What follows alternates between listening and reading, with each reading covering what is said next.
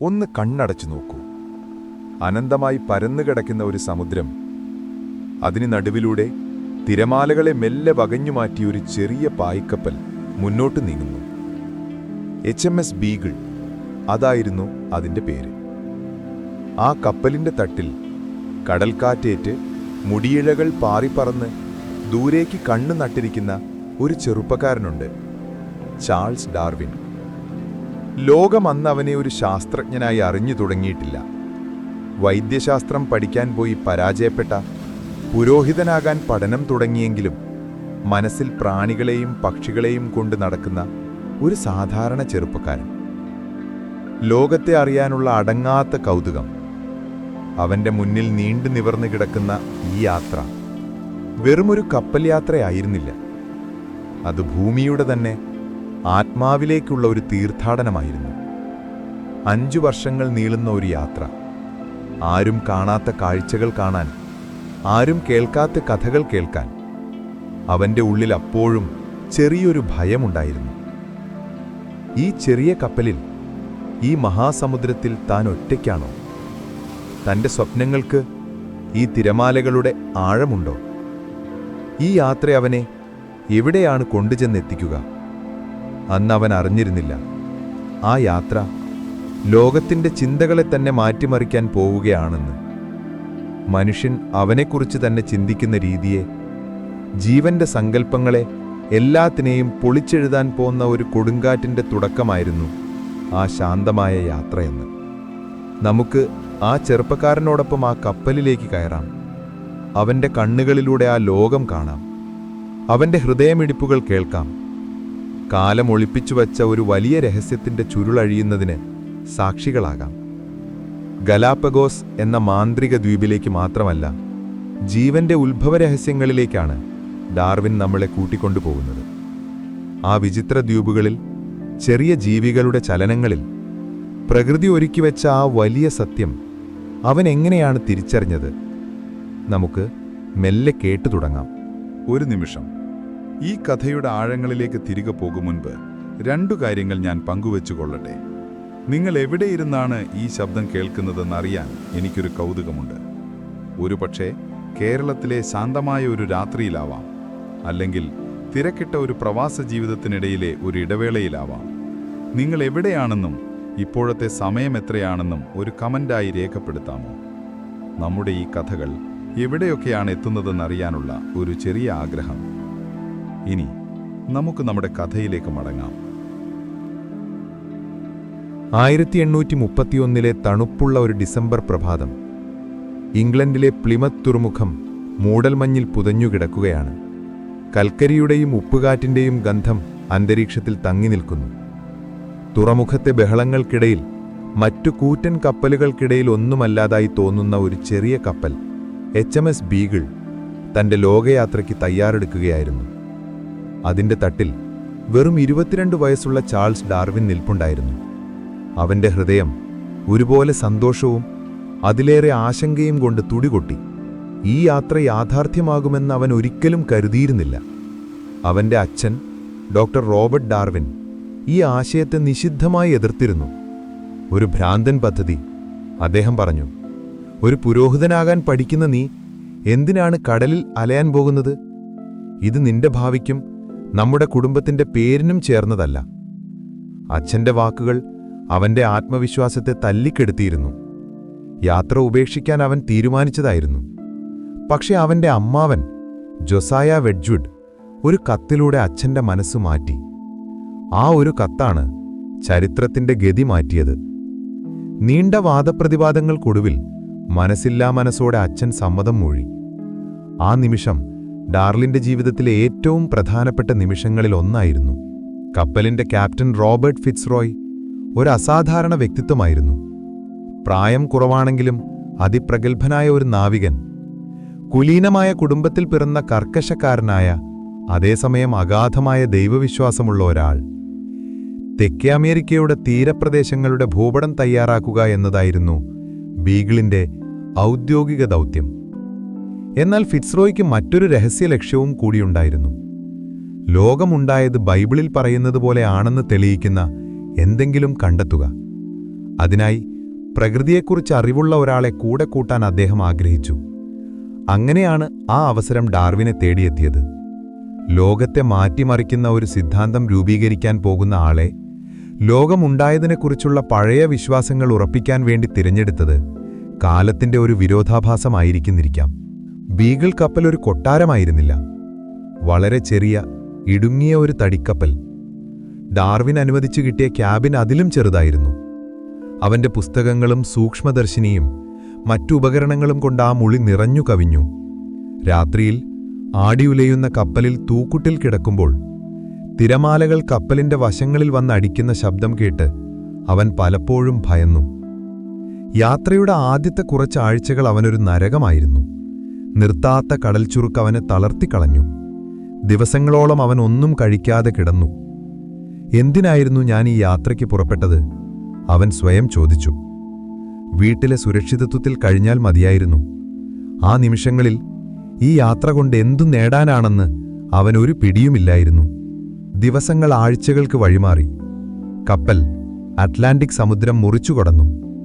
ഒടുവിൻ കര കണ്ടപ്പോൾ ഡാർവിന്റെ മനസ്സിൽ ആശ്വാസത്തിന്റെ ഒരു കുളിർമഴ പെയ്തു. കേപ്പ് വെർഡെ ദ്വീപുകൾ. അഗ്നിപർവ്വതങ്ങൾ രൂപം കൊണ്ട കറുത്ത പാറകൾ നിറഞ്ഞ വരണ്ട ഒരു പ്രദേശം. അവിടെ വെച്ചാണ് ഡാർവിന്റെ ചിന്തകളെ സ്വാധീനിച്ച ഒരു പുസ്തകം അവൻ വായിക്കുന്നത്. ചാൾസ് ലയലിന്റെ പ്രിൻസിപ്പിൾസ് ഓഫ് ജിയോളജി. ഭൂമി വളരെ പുരാതനമാണെന്നും ബൈബിളിൽ പറയുന്നതുപോലെ ഏതാനും 1000 വർഷങ്ങൾ മാത്രം പ്രായമുള്ള ഒന്നല്ല എന്നും ലയൽ വാദിച്ചു. കൊടുങ്കാറ്റും വെള്ളപ്പൊക്കവും പോലുള്ള വലിയ ദുരന്തങ്ങളല്ല, മറിച്ച് കാറ്റും മഴയും നദികളും പോലെ വളരെ പതുക്കെയും നിരന്തരവുമായി നടക്കുന്ന പ്രവൃത്തികളാണ് ഭൂമിയുടെ ഇന്നത്തെ രൂപത്തിന് കാരണമെന്നും അദ്ദേഹം പറഞ്ഞു. ലയലിന്റെ ആ വാക്കുകൾ ഡാർവിന്റെ ചിന്തകളിൽ ഒരു പുതിയ വാതിൽ തുറന്നു. അവൻ ആ ദ്വീപിലെ പാറകളെ നോക്കി. അവയുടെ അടുക്കുകൾ, നിറവ്യത്യാസങ്ങൾ, അവയോരോന്നും ഓരോ കാലഘട്ടത്തിന്റെ കഥകളാണെന്ന് അവന് തോന്നി. ഭൂമിക്ക് ഇത്രയധികം പ്രായമുണ്ടെങ്കിൽ ഭൂമിയിൽ ജീവനും അത്ര തന്നെ പ്രായമുണ്ടാകില്ലേ? ആ ജീവികൾക്കും കാലക്രമേണ മാറ്റങ്ങൾ സംഭവിച്ചിട്ടുണ്ടാകില്ലേ? ആ ചോദ്യം ഒരു ചെറിയ വിത്തുപോലെ അവന്റെ മനസ്സിൽ മുളപൊട്ടി. ആ യാത്രയിലുടനീളം ആ വിത്ത് വളർന്ന് ഒരു വലിയ മരമായി മാറാൻ പോവുകയാണെന്ന് അന്ന് അവൻ അറിഞ്ഞില്ല. കേപ്പ് വെർഡെയിലെ വരണ്ട ഓർമ്മകളിൽ നിന്ന് ബീഗിൾ യാത്ര തുടർന്നത് ബ്രസീലിലേക്കാണ്. അവിടെ ഡാർവിൻ കണ്ടത് മറ്റൊരു ലോകമായിരുന്നു. കണ്ണെത്താ ദൂരത്തോളം പരന്നുകിടക്കുന്ന മഴക്കാടുകൾ, ജീവന്റെ ഒരു മഹോത്സവം. ആയിരക്കണക്കിന് തരം ചെടികൾ, പൂക്കൾ, പ്രാണികൾ, പക്ഷികൾ, മൃഗങ്ങൾ, എല്ലാം ഒന്നിനൊന്നു വ്യത്യസ്തം. ശബ്ദങ്ങളുടെയും വർണ്ണങ്ങളുടെയും ഗന്ധങ്ങളുടെയും ഒരു പ്രളയം അവനെ പൊതിഞ്ഞു. അവൻ ആ കാടുകളിലൂടെ ദിവസങ്ങളോളം അലഞ്ഞു നടന്നു. കയ്യിൽ കിട്ടിയ പ്രാണികളെയും ചിത്രശലഭങ്ങളെയും ചെടികളെയും അവൻ ശേഖരിച്ചു. അവയുടെ ചിത്രങ്ങൾ വരച്ചു. ഓരോന്നിനെക്കുറിച്ചും വിശദമായി തന്റെ ഡയറിയിൽ കുറിച്ചുവെച്ചു. അതൊരു വെറും ശേഖരണമായിരുന്നില്ല, അതൊരു തരം ധ്യാനമായിരുന്നു. ഒരേ മരത്തിൽ തന്നെ എത്രയെത്ര തരം വണ്ടുകൾ, അവയുടെ നിറങ്ങളിലും രൂപങ്ങളിലും എത്രയെത്ര വ്യത്യാസങ്ങൾ. എന്തിനാണ് പ്രകൃതി ഇത്രയധികം വൈവിധ്യമൊരുക്കിയിരിക്കുന്നത്? ഒരേപോലെയുള്ള കുറച്ച് ജീവികളെ സൃഷ്ടിച്ചാൽ പോരായിരുന്നോ? ഈ ചോദ്യങ്ങൾ അവന്റെ ഉറക്കം കെടുത്തി. ഓരോ ജീവിയും അത് ജീവിക്കുന്ന ചുറ്റുപാടിനോട് എത്രമാത്രം ഇണങ്ങിച്ചേർന്നിരിക്കുന്നു എന്ന് അവൻ അത്ഭുതത്തോടെ തിരിച്ചറിഞ്ഞു. പുല്ലിന്റെ ഗറമുള്ള പുൽച്ചാടി, ഉണങ്ങിയ ഇല പോലെ തോന്നുന്ന ചിത്രശലഭം, ഓരോന്നും ശത്രുക്കളിൽ നിന്ന് രക്ഷപ്പെടാൻ പ്രകൃതി നൽകിയ കവചങ്ങളാണെന്ന് അവന് തോന്നി. ബ്രസീലിലെ കാടുകളിൽ നിന്ന് തെക്കോട്ട് യാത്ര തിരിച്ചപ്പോൾ അർജന്റീനയിലെ പാറ്റഗോണിയയുടെ വിശാലമായ പുൽമേടുകളിലെത്തി. അവിടെ നദീതീരങ്ങളിൽ മണ്ണടിഞ്ഞുകിടക്കുന്ന ഭീമാകാരമായ ചില ഫോസിലുകൾ അവൻ കണ്ടെടുത്തു. ഇന്നു കാണുന്ന സ്ലോത്തുകളുടെ അഥവാ മഴത്തി സ്ലോത്തുകളുടെ മുതുമുത്തച്ഛനായ മെഗാത്തീയം എന്ന ഭീമൻ സ്ലോത്തിന്റെ അസ്ഥികൂടവും ഇന്നത്തെ അർമഡിലോകളുടെ പൂർവികനായ ഗ്ലിബ്ഡോട്ടൻ എന്ന വലിയ ആമയെപ്പോലുള്ള ജീവിയുടെ പുറന്തോടും അവന് കിട്ടി. ആ ഫോസിലുകൾ അവന്റെ കയ്യിലിരുന്ന് വിറച്ചു. എന്തുകൊണ്ട് ഈ ഭീമാകാരന്മാരായ ജീവികൾക്ക് വംശനാശം സംഭവിച്ചു? അവ ജീവിച്ചിരുന്ന അതേ സ്ഥലത്തുതന്നെ അവയുടെ ചെറിയ പതിപ്പുകളെപ്പോലെ തോന്നിക്കുന്ന ജീവികൾ ഇന്നും ജീവിക്കുന്നുണ്ടോ? ഇത് യാദൃശികമാണോ? അതോ ഈ ചെറിയ ജീവികൾ ആ വലിയ ജീവികളിൽ നിന്ന് കാലക്രമേണ രൂപം മാറി ഉണ്ടായതാണോ? ഒരു ജീവിവർഗം അപ്രത്യക്ഷമാവുകയും മറ്റൊന്ന് പ്രത്യക്ഷമാവുകയും ചെയ്യുന്നത് എങ്ങനെയാണ്? ഈ ചോദ്യങ്ങൾക്കുത്തരം നൽകാൻ അന്നത്തെ ഒരു ശാസ്ത്രത്തിനും കഴിഞ്ഞിരുന്നില്ല. ലോകം ഒരു മാറ്റവുമില്ലാതെ നിലനിൽക്കുന്നുവെന്ന് വിശ്വസിച്ചിരുന്ന ഒരു കാലഘട്ടത്തിലാണ് ഡാർവിൻ ഈ ചോദ്യങ്ങൾ സ്വയം ചോദിച്ചത്. അവന്റെ നിരീക്ഷണങ്ങൾ മൃഗങ്ങളിലും ചെടികളിലും മാത്രം ഒതുങ്ങിയില്ല. പാറ്റഗോണിയയിലെ ഗൗച്ചോകളെ അഥവാ അവിടുത്തെ കൗബോയികളെ അവൻ കണ്ടുമുട്ടി. സ്പാനിഷ് കുടിയേറ്റക്കാരും തദ്ദേശീയരായ ഇന്ത്യക്കാരും തമ്മിലുള്ള അതിക്രൂരമായ പോരാട്ടങ്ങൾക്ക് അവൻ സാക്ഷിയായി. അതിജീവനത്തിനു വേണ്ടിയുള്ള പോരാട്ടം മനുഷ്യരുടെ മേലും എത്ര തീവ്രമാണെന്ന് അവൻ തിരിച്ചറിഞ്ഞു. പ്രകൃതിയിലെ അതിജീവനത്തിനായുള്ള സമരത്തെക്കുറിച്ചുള്ള ചിന്തകൾക്ക് പലപ്പോഴും അവിടെ നിന്നായിരിക്കാം തുടക്കമായത്. ഓരോ ദിവസവും ഡാർവിന്റെ ഡയറി കുറിപ്പുകൾ നീണ്ടുവന്നു. അതിൽ ഉത്തരങ്ങളെക്കാൾ കൂടുതൽ ചോദ്യങ്ങളായിരുന്നു.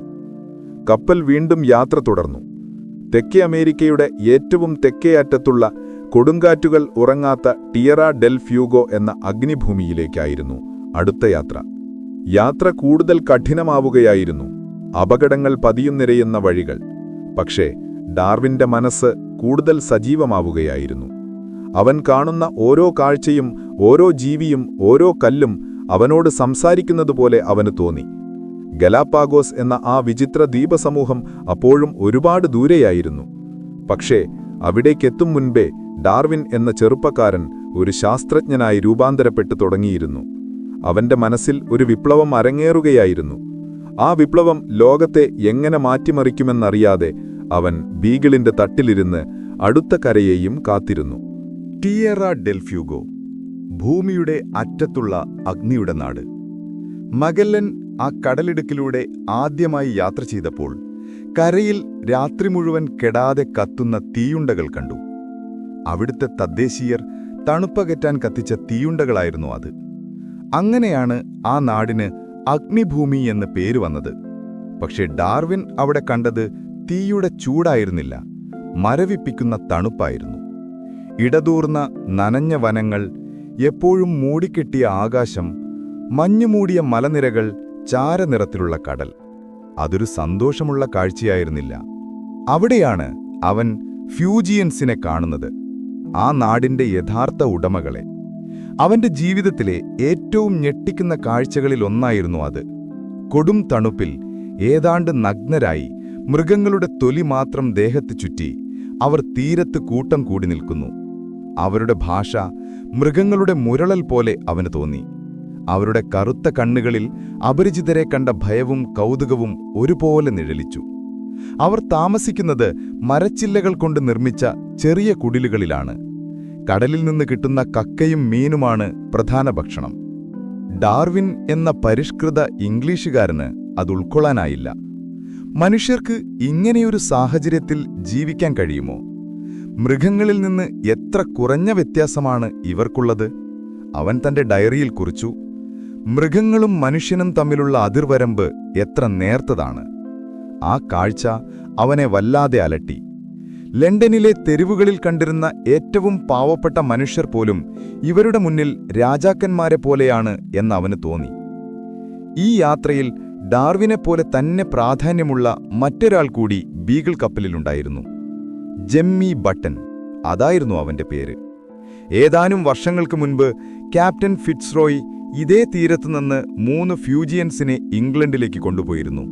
അവരെ പരിഷ്കൃതരാക്കുക, ഇംഗ്ലീഷ് പഠിപ്പിക്കുക, ക്രിസ്തുമതം പഠിപ്പിക്കുക എന്നതായിരുന്നു അദ്ദേഹത്തിന്റെ ലക്ഷ്യം. അതിലൊരാളായിരുന്നു ജെമ്മി. ഒരു ഷർട്ടിന്റെ ബട്ടൺ കൊടുത്താണ് ഫിറ്റ്സ്റോയ് അവനെ കൂടെ കൂട്ടിയത്. അതുകൊണ്ടാണ് അവന് ജെമ്മി ബട്ടൺ എന്ന് പേര് വീണത്. ഇംഗ്ലണ്ടിൽ അവനൊരു താരമായിരുന്നു. രാജാവിനെയും രാജ്ഞിയെയും വരെ കണ്ടു. നല്ല വസ്ത്രങ്ങൾ ധരിച്ചു, നന്നായി സംസാരിക്കാൻ പഠിച്ചു. ഇപ്പോൾ ഈ യാത്രയുടെ പ്രധാന ലക്ഷ്യങ്ങളിലൊന്ന് ജെമ്മിയെയും കൂടെയുള്ള 2 പേരെയും അവരുടെ നാട്ടിൽ തിരികെ എത്തിക്കുക എന്നതായിരുന്നു. താൻ പഠിച്ച സംസ്കാരം അവരെല്ലാം അവരുടെ ജനതയെ പഠിപ്പിക്കുമെന്നും അതൊരു വലിയ മാറ്റത്തിന് തുടക്കമിടുമെന്നും ഫിറ്റ്സ്റോയ് സ്വപ്നം കണ്ടു. കപ്പൽ ജെമ്മിയുടെ നാടായ വൂളിയക്കോവിൽ അടുത്തപ്പോൾ അവന്റെ കണ്ണുകൾ തിളങ്ങുന്നത് ഡാർവിൻ കണ്ടു. വർഷങ്ങൾക്ക് ശേഷം സ്വന്തം നാടും വീടും കാണുന്നതിന്റെ സന്തോഷം. എന്നാൽ കരയിലിറങ്ങിയപ്പോൾ ആ സന്തോഷം മെല്ലെ മാഞ്ഞുപോകുന്നത് അവർ കണ്ടു. അവരുടെ ബന്ധുക്കളും കൂട്ടുകാരും ഓടിവന്നു. പക്ഷെ അവർക്ക് അവന് അവരെയോ പൂർണ്ണമായി മനസ്സിലായില്ല. അവന്റെ വസ്ത്രങ്ങൾ, അവന്റെ രീതികൾ എല്ലാം അവർക്ക് വിചിത്രമായിരുന്നു. അവൻ കൊണ്ടുവന്ന സമ്മാനങ്ങൾക്കായി അവർ വഴക്കുകൂടി. ആ പഴയ നഗ്നരായ മനുഷ്യർക്കിടയിൽ ഇംഗ്ലീഷ് കോട്ടും സ്യൂട്ടുമിട്ട ജെമ്മി ഒരന്യനെപ്പോലെ നിന്നു. ദിവസങ്ങൾക്ക് ശേഷം ബീഗിൾ കപ്പൽ തിരികെ അവിടെ എത്തിയപ്പോൾ ഡാർവിൻ കണ്ട കാഴ്ച ഹൃദയഭേദകമായിരുന്നു. ജെമ്മിയുടെ കയ്യിലുണ്ടായിരുന്നതെല്ലാം നഷ്ടപ്പെട്ടിരുന്നു. അവന്റെ നല്ല വസ്ത്രങ്ങളെല്ലാം കീറിപ്പറിഞ്ഞിരുന്നു. അവൻ വീണ്ടും ഒരു പഴയ ഫ്യൂജിയനായി മാറിയിരുന്നു. മെലിഞ്ഞ് അവശനായി അവൻ കപ്പലിനടുത്തേക്ക് വന്നു. ഫിറ്റ്സ്റോയിയുടെ സ്വപ്നങ്ങളെല്ലാം തകർന്നടിഞ്ഞ നിമിഷമായിരുന്നു അത്. സംസ്കാരം എന്നത് വസ്ത്രത്തിലോ ഭാഷയിലോ അല്ല, അതിലും ആഴത്തിലുള്ള ഒന്നാണെന്ന് ഡാർവിൻ തിരിച്ചറിയുകയായിരുന്നു. ജെമ്മി ബട്ടന്റെ കഥ അതിജീവനത്തിന്റെ മറ്റൊരു മുഖമായിരുന്നു അവന് കാണിച്ചുകൊടുത്തത്. ഏത് സാഹചര്യത്തോടും ഇണങ്ങിച്ചേരാനുള്ള മനുഷ്യന്റെ കഴിവ്, അത് പുരോഗമനത്തിലേക്കാവാം, അല്ലെങ്കിൽ പുറകോട്ട് നടക്കലാവാം. ടിയറ ഡെൽ ഫ്യൂഗോയിലെ മരവിപ്പിക്കുന്ന ഓർമ്മകളുമായി ബീഗിൾ വീണ്ടും യാത്ര തുടങ്ങി. ഹോൺ മുനമ്പ് ചുറ്റി പസഫിക് സമുദ്രത്തിലേക്ക് കടക്കണം. ലോകത്തിലെ ഏറ്റവും അപകടം പിടിച്ച കടൽപ്പാതകളിലൊന്ന്. ഭീമാകാരമായ തിരമാലകളും കൊടുങ്കാറ്റുകളും ബീഗിളിനെ പന്താടുന്നതുപോലെ തോന്നി. കപ്പൽ തകരുമെന്ന് പലപ്പോഴും അവർ ഭയന്നു. ആഴ്ചകളോളം നീണ്ട ആ പോരാട്ടത്തിനൊടുവിൽ ഒരു പ്രഭാതത്തിൽ അവർ ശാന്തമായൊരു കടലിലേക്ക് പ്രവേശിച്ചു. പസഫിക്, അതിന്റെ പേരുപോലെ തന്നെ ശാന്തമായ കടൽ. അറ്റ്ലാന്റിക്കിന്റെ രൗദ്രഭാവം അവിടെ ഉണ്ടായിരുന്നില്ല. അതൊരു പുതിയ തുടക്കം പോലെ തോന്നി. തെക്കേ അമേരിക്കയുടെ പടിഞ്ഞാറൻ തീരത്തുകൂടെ അവർ മുകളിലേക്ക് യാത്ര ചെയ്തു. ചിലിയുടെ തീരത്തുള്ള വാൽപറൈസോ നഗരത്തിൽ കപ്പലെടുത്തപ്പോൾ ഡാർവിൻ ആൻഡീസ് പർവ്വതനിരകളിലേക്ക് ഒരു യാത്ര നടത്തി. ആ യാത്ര കഴിഞ്ഞ് തിരിച്ചെത്തിയപ്പോഴാണ് അത് സംഭവിച്ചത്. 1835 ഫെബ്രുവരി 20. ഒരു ദിവസം ഉച്ചതിരിഞ്ഞ് പെട്ടെന്ന് ഭൂമിയൊന്ന് ഇളകി. കെട്ടിടങ്ങൾ കുലുങ്ങാൻ തുടങ്ങി. ദൂരെ നിന്നൊരു വലിയ ഇരമ്പം കേട്ടു. ഒരു വലിയ ഭൂകമ്പം. ഡാർവിൻ നിലത്തു വീഴാതെ പിടിച്ചുനിന്നു. അവന്റെ ജീവിതത്തിൽ ആദ്യത്തെ അനുഭവമായിരുന്നു അത്. ഭൂകമ്പം അവസാനിച്ചപ്പോൾ അവൻ തീരത്തേക്കോടി. അവിടെ കണ്ട കാഴ്ച അവനെ ഞെട്ടിച്ചു. കടൽ ഉൾവലിഞ്ഞിരിക്കുന്നു. കുറച്ചു കഴിഞ്ഞപ്പോൾ ദൂരെ ഒരു വലിയ തിരമാല രൂപപ്പെട്ട് തീരത്തേക്ക് പാഞ്ഞു വരുന്നത് കണ്ടു. ഒരു സുനാമി. അത് തീരത്തുള്ള വീടുകളെയും കെട്ടിടങ്ങളെയും കടലിനടിയിലേക്ക് വലിച്ചുകൊണ്ടുപോയി. ദിവസങ്ങൾക്ക് ശേഷം ഭൂകമ്പം നാശം വിതച്ച കൺസെപ്ഷൻ എന്ന നഗരം അവൻ സന്ദർശിച്ചു. എല്ലാം തകർന്നടിഞ്ഞു കിടക്കുന്നു. എന്നാൽ അതിനിടയിലും അവനൊരു കാര്യം ശ്രദ്ധിച്ചു. ഭൂമി ചിലയിടങ്ങളിൽ ഏതാനും അടികൾ ഉയർന്നിരിക്കുന്നു. കടലിനടിയിലായിരുന്ന പാറകൾ ഇപ്പോൾ വെള്ളത്തിനു മുകളിലാണ്. അവയുടെ മുകളിൽ പറ്റിപ്പിടിച്ചിരിക്കുന്ന കക്കകളും മറ്റ് കടൽ ജീവികളും വെയിലേറ്റ് നശിച്ചു തുടങ്ങിയിരിക്കുന്നു. ചാൾസ് ലയലിന്റെ പുസ്തകത്തിലെ വാക്കുകൾ അവന്റെ കാതുകളിൽ മുഴങ്ങി. ഭൂമി മാറുന്നത് വളരെ പതുക്കെയാണെന്നായിരുന്നു ലയൽ പറഞ്ഞത്. എന്നാൽ ഇവിടെ തന്റെ കൺമുന്നിൽ മണിക്കൂറുകൾക്കുള്ളിൽ ഭൂമിയുടെ രൂപം മാറിയിരിക്കുന്നു. ഇങ്ങനെയുള്ള ആയിരക്കണക്കിന് ഭൂകമ്പങ്ങൾ ലക്ഷക്കണക്കിന് വർഷങ്ങൾ കൊണ്ട് സംഭവിച്ചാൽ ആൻഡീസ് പർവ്വതനിരകൾ തന്നെ രൂപപ്പെട്ടത് അങ്ങനെയായിരിക്കില്ലേ? കടലിന്റെ അടിത്തട്ട് പർവ്വതമായി മാറിയതാകാം. ഇന്ന് താൻ പർവ്വതങ്ങളുടെ മുകളിൽ കാണുന്ന ഫോസിനുകൾ ഒരു കാലത്ത് കടലിനടിയിൽ ജീവിച്ചിരുന്ന ജീവികളുടേതാകാം. ഭൂമി ഒരു ജീവനുള്ള യന്ത്രം പോലെയാണെന്ന് അവന് തോന്നി. അത് നിരന്തരം ചലിച്ചുകൊണ്ടിരിക്കുന്നു, മാറിക്കൊണ്ടിരിക്കുന്നു. ആ തിരിച്ചറിവ് അവന്റെ ചിന്തകളെ മത്തിഷ്ടം ആഴത്തിലാക്കി. ഭൂമിക്ക് മാറ്റം സംഭവിക്കാമെങ്കിൽ എന്തുകൊണ്ട് ജീവനും മാറ്റം സംഭവിച്ചുകൂടാ? ഒരു ഭൂകമ്പം ഒരു നാടിനെ ഇല്ലാതാക്കുന്നതുപോലെ കാലാവസ്ഥയിലോ ചുറ്റുപാടിലോ വരുന്ന ഒരു വലിയ മാറ്റം ഒരു ജീവിവർഗത്തെ തന്നെ ഇല്ലാതാക്കിയേക്കാം. ആ മാറ്റത്തെ അതിജീവിക്കുന്നവ മാത്രം നിലനിൽക്കും. അവയ്ക്ക് കാലക്രമേണ പുതിയ രൂപവും ഭാവവും വന്നേക്കാം. ഈ ചിന്തകൾ അവന്റെ ഉറക്കം കെടുത്തി. അവൻ ശേഖരിച്ച ഫോസിലുകൾ, ബ്രസീലിലെ കാടുകളിൽ കണ്ട വൈവിധ്യം, പാറ്റഗോണിയയിലെ വംശനാശം വന്ന ജീവികൾ, ഫ്യൂജിയൻസിന്റെ അതിജീവനം, ഇപ്പോൾ ഈ ഭൂകമ്പവും എല്ലാം ഒരേ ദിശയിലേക്കാണ് വിരൽ ചൂണ്ടുന്നത്. എന്നാൽ ആ ചിത്രം അപ്പോഴും പൂർണ്ണമായിരുന്നില്ല. എന്തോ ഒന്ന് കാണാതെ പോകുന്നുണ്ട്. ആ വലിയ ചിത്രത്തിലെ ഏറ്റവും പ്രധാനപ്പെട്ട കഷ്ണം ഇനിയും കണ്ടെത്താനുണ്ട്. ചിലിയിലെ അനുഭവങ്ങൾക്ക് ശേഷം ബീഗിൾ വീണ്ടും വടക്കോട്ട് യാത്ര തിരിച്ചു. പെറുവിന്റെ തീരം കടന്ന് ഭൂമധ്യരേഖയിലേക്ക്. ദിവസങ്ങൾ നീണ്ട യാത്ര. ഇപ്പോൾ ഡാർവിന്റെ മനസ്സിൽ ഒരേയൊരു ചിന്ത മാത്രമേ ഉള്ളൂ: ഗാലപ്പാഗോസ് ദ്വീപുകൾ. അഗ്നിപർവ്വതങ്ങൾ കൊണ്ടുണ്ടായ ഭൂമധ്യരേഖയിലെ ഒറ്റപ്പെട്ട കുറേ ദ്വീപുകൾ. കപ്പലിൽ ചിലർ പറഞ്ഞു അതൊരു ചെകുത്താന്റെ നാടാണെന്ന്. കറുത്ത പാറകളും വിചിത്ര ജീവികളും മാത്രമുള്ള ഒരിടം. ആരും അങ്ങോട്ട് പോകാൻ ഇഷ്ടപ്പെട്ടിരുന്നില്ല. എന്നാൽ ഡാർവിന്റെ മനസ്സിൽ ആവേശമായിരുന്നു. ഒറ്റപ്പെട്ട ദ്വീപുകൾ എപ്പോഴും പ്രകൃതിയുടെ ഒരു പരീക്ഷണശാലയാണ്.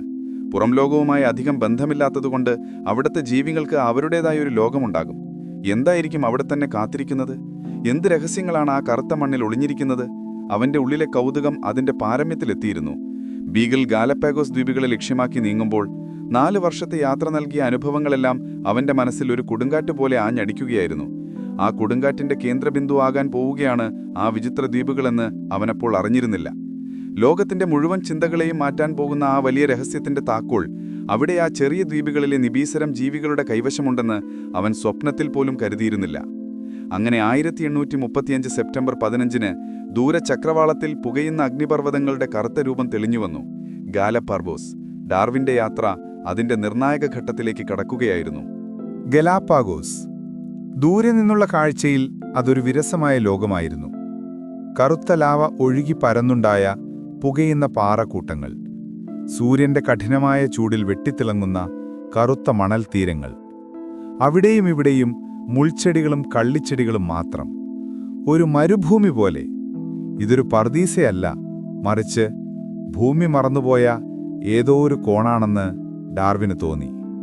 പക്ഷെ ആ കപ്പൽ തീരത്തോടടുത്തപ്പോൾ ആ കറുത്ത പാറകൾക്ക് ജീവനുണ്ടെന്ന് അവൻ കണ്ടു. ആദ്യമായി അവനെ സ്വാഗതം ചെയ്തത് ആയിരക്കണക്കിന് കറുത്ത ഉടുമ്പുകളെപ്പോലുള്ള ജീവികളാണ്. ഇമ്പുകൾ എന്നാണ് അവൻ അവയെ വിളിച്ചത്. അവ പാറകളിൽ അനങ്ങാതെ വെയിൽ കായുന്നു. കപ്പലടുത്തപ്പോൾ അവ പേടിച്ച് കടലിലേക്ക് ചാടി നീന്തിപ്പോയി. ഡാർവിൻ കരയിലിറങ്ങി. അവൻ കാലുവച്ച പാറയുടെ മുകളിൽ നിന്ന് നൂറുകണക്കിന് അത്തരം ജീവികൾ കടലിലേക്ക് ചിതറിയോടി. അവ മറൈൻ ഇഗ്വാനകളായിരുന്നു. ലോകത്തിൽ ആദ്യമായിട്ടാണ് അങ്ങനെ ഒരു ജീവിയെ അവൻ കാണുന്നത്. കടലിൽ ആഹാരം തേടുന്ന ഒരേ ഒരു പല്ലിവർഗം. അവ കടലിന്റെ അടിത്തട്ടിലുള്ള പായലുകൾ തിന്ന് ജീവിക്കുന്നു. അവൻ അതിലൊന്നിനെ വാലിൽ പിടിച്ച് ആഴമില്ലാത്ത വെള്ളത്തിലേക്ക് എറിഞ്ഞു. അത് വേഗം നീന്തി അതേ പാറയിലേക്ക് തിരിച്ചു വന്നു. അവൻ വീണ്ടും എറിഞ്ഞു. വീണ്ടും അത് തിരിച്ചു വന്നു. എത്ര തവണ ആവർത്തിച്ചിട്ടും ആ ജീവി കടലിലേക്ക് നീന്തി രക്ഷപ്പെടാൻ ശ്രമിക്കുന്നില്ല, മറിച്ച് കരയിലേക്ക്, തന്റെ അടുത്തേക്ക് തന്നെ വരാനാണ് ശ്രമിക്കുന്നത്. എന്തൊരു വിചിത്രമായ ശീലം!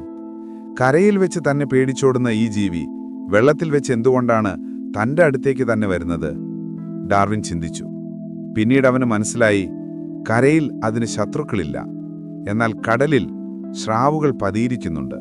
അതിനാൽ കരയാണ് അതിനേറ്റവും സുരക്ഷിതമായ ഇടം. ആ ബോധം അതിന്റെ രക്തത്തിൽ അലിഞ്ഞു ചേർന്നിരിക്കുന്നു. ഒരു ജീവി അതിന്റെ ചുറ്റുപാടിനോട് എത്രമാത്രം ഇഴുകിച്ചേർന്നിരിക്കുന്നു എന്നതിന്റെ മറ്റൊരു ഉദാഹരണം. അവൻ ദ്വീപുകളുടെ ഉൾവശത്തേക്ക് നടന്നു. അവിടെയാണ് അവൻ ആ അത്ഭുതത്തെ കണ്ടത്. ചലിക്കുന്ന കുന്നുകൾ പോലെ ഭീമാകാരമായ ആമകൾ, ഗലാപ്പാഗോസ് ആമകൾ. അവ പുല്ലുമേയുന്ന ശബ്ദം ദൂരെ നിന്നേ കേൾക്കാം. നൂറ്റാണ്ടുകളുടെ പ്രായം പേർന്ന കണ്ണുകളുമായി അവ തലയുയർത്തി അവനെ നോക്കി. അവയുടെ ചലനങ്ങൾ വളരെ പതുക്കെയായിരുന്നു. കാലം അവയ്ക്ക് മുന്നിൽ നിശ്ചലമായതുപോലെ. അവിടെ വെച്ച് ആ ദ്വീപിലെ സ്പാനിഷ് ഗവർണറുമായി സംസാരിക്കുമ്പോൾ അയാൾ യാദൃച്ഛികമായി ഒരു കാര്യം പറഞ്ഞു. ഈ ആമകളെ കണ്ടാൽ എനിക്കറിയാം ഇതേതു ദ്വീപിൽ നിന്നുള്ളതാണെന്ന്. ഡാർവിൻ അത്ഭുതത്തോടെ അയാളെ നോക്കി. അയാൾ തുടർന്നു, അവയുടെ പുറന്തോടിന്റെ ആകൃതി ഓരോ ദ്വീപിലും ഓരോ തരത്തിലാണ്. ആ വാക്കുകൾ ഡാർവിന്റെ ചെവിയിൽ ഒരു ഇടിമുഴക്കം പോലെയാണ് പതിച്ചത്. പക്ഷെ അതിന്റെ പൂർണ്ണമായ അർത്ഥം ആ നിമിഷം അവന് മനസ്സിലായില്ല. അവനതൊരു കൗതുക വാർത്തയായി മാത്രം കേട്ടു. വ്യത്യസ്ത ദ്വീപുകളിൽ നിന്നുള്ള ആമകളെ ശേഖരിച്ച് താരതമ്യം ചെയ്യാനോ അവയുടെ പുറന്തോടുകൾ സൂക്ഷിച്ചു വയ്ക്കാനോ അവൻ അപ്പോൾ ശ്രമിച്ചില്ല.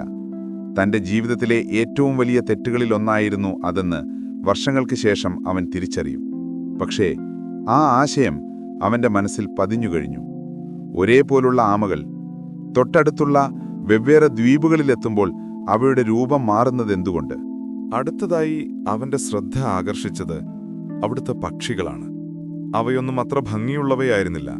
കറുപ്പും തവിട്ടുനിറവുമുള്ള ചെറിയ കുരുവികളെപ്പോലുള്ള പക്ഷികൾ. പക്ഷേ അവയ്ക്ക് മനുഷ്യരെ പേടിയില്ലായിരുന്നു. അവ അവന്റെ തോളത്തും തലയിലുമൊക്കെ വന്നിരുന്നു. അവന്റെ കയ്യിലിരുന്ന വെള്ളപാത്രത്തിൽ നിന്ന് വെള്ളം കുടിച്ചു. പുറം ലോകത്ത് നിന്ന് ശത്രുക്കൾ വരാത്തതുകൊണ്ട് ഭയമെന്ന വികാരം അവ പഠിച്ചിട്ടില്ലായിരുന്നു. അവൻ ആ പക്ഷികളെ ധാരാളമായി ശേഖരിച്ചു. ഓരോന്നിനും രൂപത്തിൽ ചെറിയ വ്യത്യാസങ്ങളുണ്ട്. ചിലതിൻ്റെ കൊക്കുകൾ വളരെ ചെറുതും കൂർത്തതുമാണ്. മറ്റു ചിലതിൻ്റേത് വലുതും ഉറപ്പുള്ളതുമാണ്. വേറെ ചിലതിൻ്റെ കൊക്കുകൾ കള്ളിച്ചെടിയുടെ പൂവിൽ നിന്ന് തേൻ കുടിക്കാൻ പാകത്തിൽ വളഞ്ഞതാണ്. ഡാർവിൻ കരുതിയത് ഇവയെല്ലാം പലതരം പക്ഷികളാണെന്നാണ്. ചിലത് കുരുവികൾ, ചിലത് മറ്റു ചില വർഗ്ഗങ്ങൾ. അതുകൊണ്ട് അവ ഏത് ദ്വീപിൽ നിന്നാണ് കിട്ടിയതെന്ന് പ്രത്യേകം രേഖപ്പെടുത്താൻ അവൻ മെനക്കെട്ടില്ല. അതും മറ്റൊരു വലിയ പിഴവായിരുന്നു. ആ ചെറിയ ഭംഗിയില്ലാത്ത പക്ഷികളാണ് തന്റെ സിദ്ധാന്തത്തിന് ഏറ്റവും വലിയ തെളിവാകാൻ പോകുന്നതെന്ന് അവൻ അന്ന് അറിഞ്ഞിരുന്നില്ല. എന്നാൽ മോക്കിംഗ് ബേർഡ് എന്ന തരം പക്ഷികളുടെ കാര്യത്തിൽ അവൻ കൂടുതൽ ശ്രദ്ധിച്ചു. ഓരോ ദ്വീപിലും കാണുന്ന മോക്കിംഗ് ബേർഡുകൾക്ക് ചെറിയ വ്യത്യാസങ്ങളുണ്ടെന്ന് അവൻ തിരിച്ചറിഞ്ഞു. ചാൾസ് ദ്വീപിലെ പക്ഷിക്ക് ജെയിംസ് ദ്വീപിലെ പക്ഷിയിൽ നിന്ന് നേരിയ വ്യത്യാസമുണ്ട്.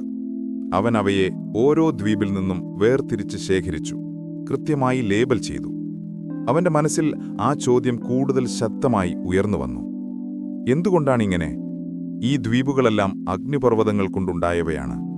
ഭൂമിയുടെ പ്രായം വെച്ച് നോക്കുമ്പോൾ വളരെ പുതിയവ. ഇവിടുത്തെ ജീവികൾ എവിടെ നിന്ന് വന്നു? തൊട്ടടുത്തുള്ള തെക്കേ അമേരിക്കൻ വൻകരയിൽ നിന്നായിരിക്കണം. അങ്ങനെയെങ്കിൽ എന്തുകൊണ്ടവ വൻകരയിലുള്ള ജീവികളിൽ നിന്ന് വ്യത്യസ്തരായിരിക്കുന്നു?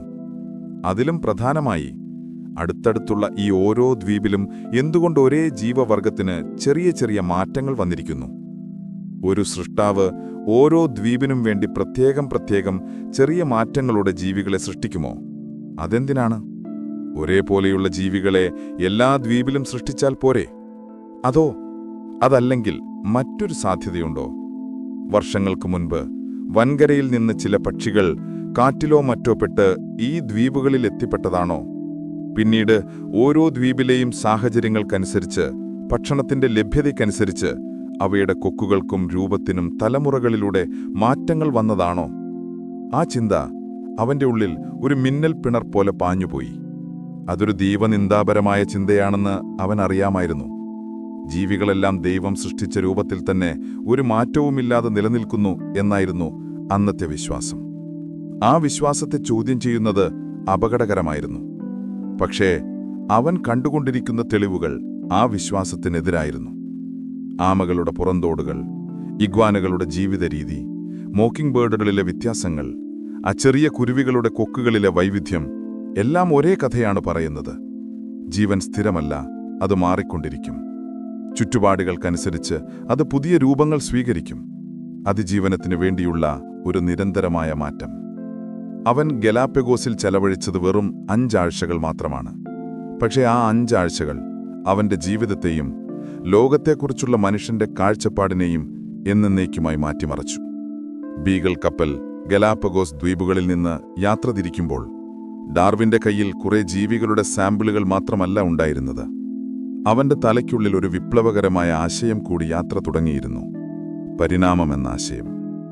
അവൻ കപ്പലിന്റെ തട്ടിലിരുന്ന് ദൂരമറയുന്ന ആ കറുത്ത ദ്വീപുകളെ നോക്കി. ചെകുത്താന്റെ നാടെന്നാണ് അവയെ ആളുകൾ വിളിച്ചത്. പക്ഷെ അവൻ അറിയാമായിരുന്നു, അതൊരു ചെകുത്താന്റെ നാടല്ല, മറിച്ച് ജീവന്റെ ഉത്ഭവരഹസ്യം ഒളിപ്പിച്ചുവെച്ച ഒരു മാന്ത്രിക പെട്ടിയായിരുന്നുവെന്ന്. ആ പെട്ടി അവൻ തുറന്നിരിക്കുന്നു. പക്ഷെ അതിനുള്ളിലെ രഹസ്യം പൂർണ്ണമായി മനസ്സിലാക്കാനോ അത് ലോകത്തോടെങ്ങനെ പറയുമെന്ന് തീരുമാനിക്കാനോ അവന് കഴിഞ്ഞിരുന്നില്ല. അതിനിനിയും വർഷങ്ങൾ വേണ്ടിവരും. നീണ്ട 20 വർഷത്തെ ഏകാന്തമായ പഠനവും ചിന്തയും. ബീഗളിന്റെ യാത്ര തുടരുകയായിരുന്നു. ടഹേത്തി, ന്യൂസിലൻഡ്, ഓസ്ട്രേലിയ ഒക്കെ ചുറ്റി അത് ഇംഗ്ലണ്ടിലേക്ക് മടങ്ങുകയായിരുന്നു. പക്ഷേ ഡാർവിന്റെ യഥാർത്ഥ യാത്ര അപ്പോൾ തുടങ്ങുന്നതേയുണ്ടായിരുന്നുള്ളൂ. അവന്റെ മനസ്സിനുള്ളിലെ യാത്ര. ഗലാപ്പഗോസ് ദ്വീപുകളിൽ നിന്ന് കിട്ടിയ ആ തീപ്പൊരി ഒരു കാട്ടുതീയായി പടരാൻ തുടങ്ങിയിരുന്നു. ഗലാപാഗോസ് ദ്വീപുകൾ ചക്രവാളത്തിൽ ഒരു കറുത്ത വരയായി മാഞ്ഞു പോകുമ്പോൾ ഡാർവിൻ എന്ന ചെറുപ്പക്കാരൻ പഴയ ആളായിരുന്നില്ല. 5 വർഷം മുൻപ് ലോകത്തെ അറിയാനുള്ള കൗതുകം മാത്രം കൈമുതലാക്കി ഈ കപ്പലിൽ കയറിയവനല്ല ഇപ്പോൾ. അവന്റെ തോളിലിപ്പോൾ ഒരു വലിയ രഹസ്യത്തിന്റെ ഭാരമുണ്ട്. ജീവന്റെ പുസ്തകത്തിലെ അതുവരെ ആരും വായിക്കാത്ത ഒരേടവൻ മറിച്ചു നോക്കിയിരിക്കുന്നു. പക്ഷേ അതിലെ അക്ഷരങ്ങൾ അവന് പൂർണ്ണമായി വായിച്ചെടുക്കാൻ കഴിഞ്ഞിരുന്നില്ല. ബീഗിൾ അതിന്റെ ലോകയാത്ര തുടർന്നു.